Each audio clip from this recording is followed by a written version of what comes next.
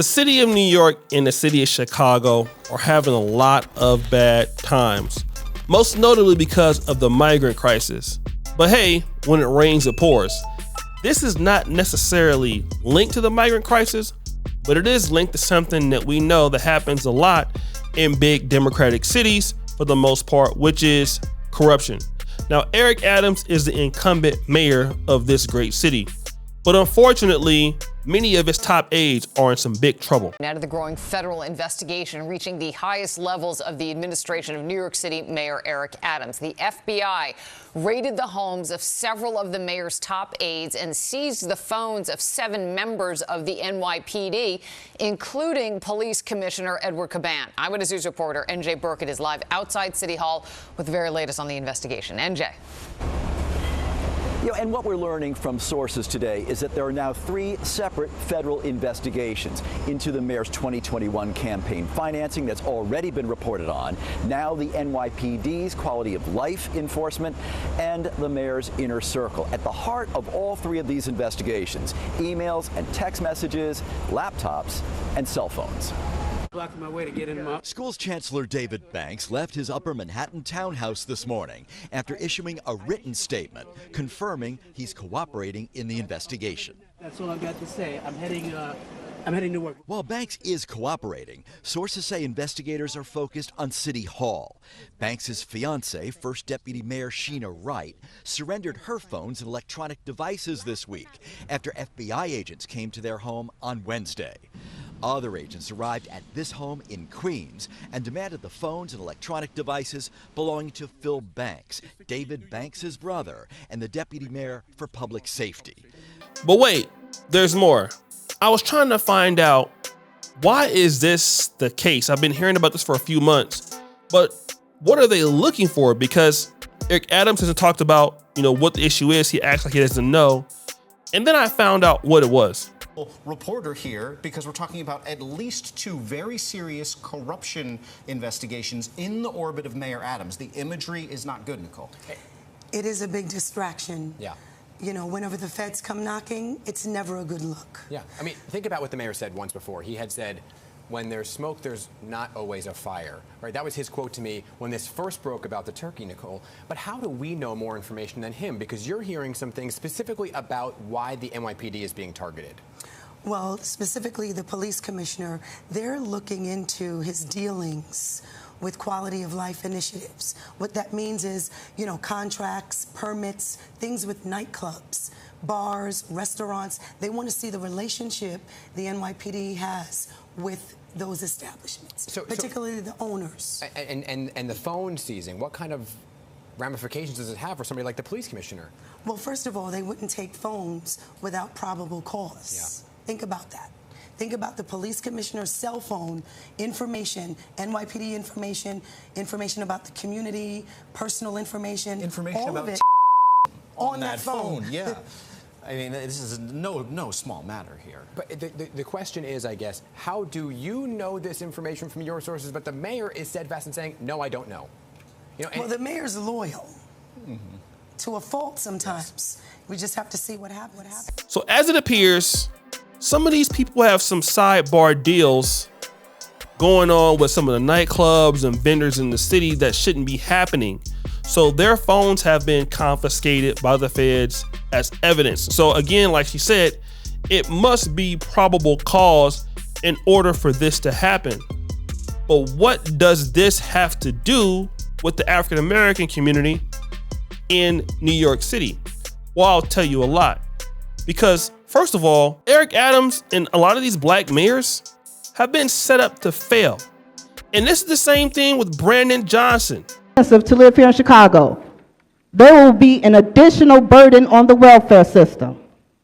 We don't need that. How many schools did you all close? You got over 5,000 of their children in the schools. You didn't build any new schools. But you want us to focus on giving these teachers extra money. This is you guys' future. Okay? I don't see how, and I hate to play the race card, but the government has given us no other choice but to play the race card. And stop asking these people for anything. You're supposed to be demanding. Okay? But you know what? Once they done using you to lead us to slaughter, they're going to put you in the grinder next. So once they set it up in a way in which these guys can't win, and they do something stupid, which they're going to do, it's going to tarnish these guys' legacy, all right? And then at the same time, they're doing everything allegedly by the book. I'm talking about Eric Adams.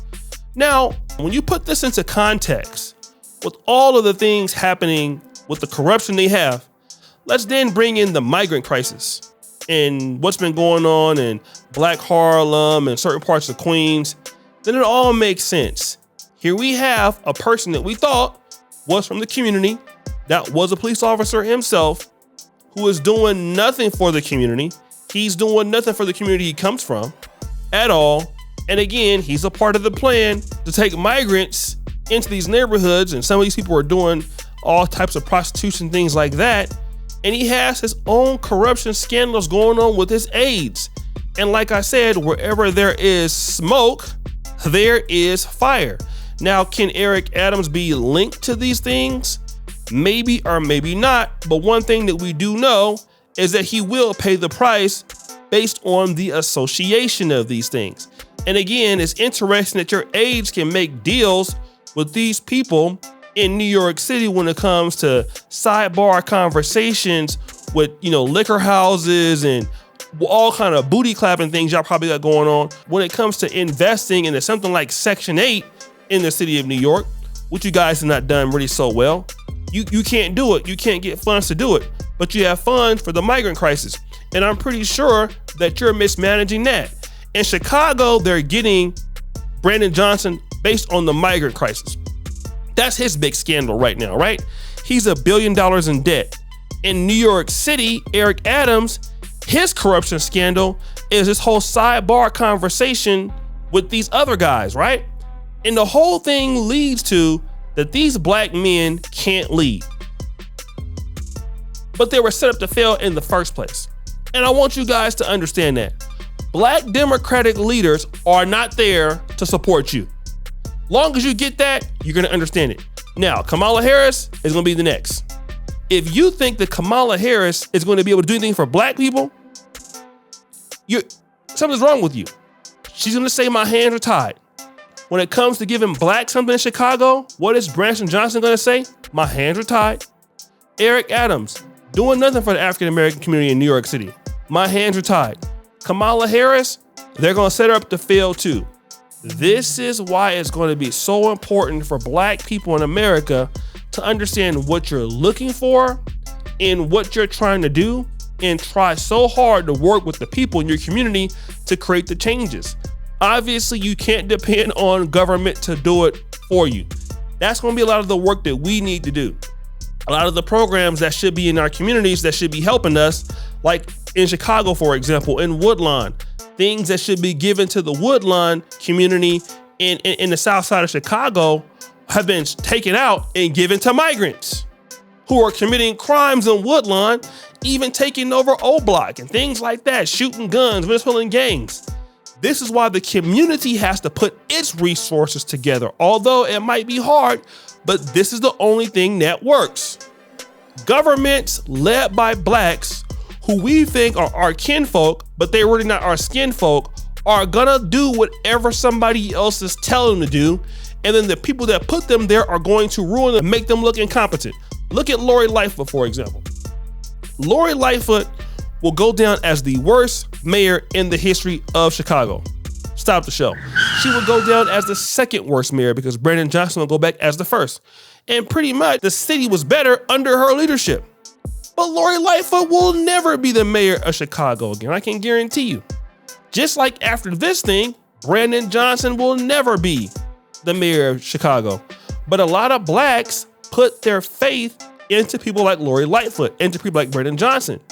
And a lot of folks like Eric Adams wanted to see a black man as the mayor, and now you're seeing what's really going on. You're not gonna get anything from these people unless you demand it, or unless you put it into an agenda, or unless you're willing to do the hard work yourself, which I would always try to recommend. And we could talk about how we can do that. Black Democratic leaders are not gonna give you anything, okay? So roll up your sleeves, get ready to do all the work yourself. So guys, it's your boy O'Shea Duke Jackson, back in another episode here on Can Gun at Fair Use. Subscribe, hit the bell, I'm out.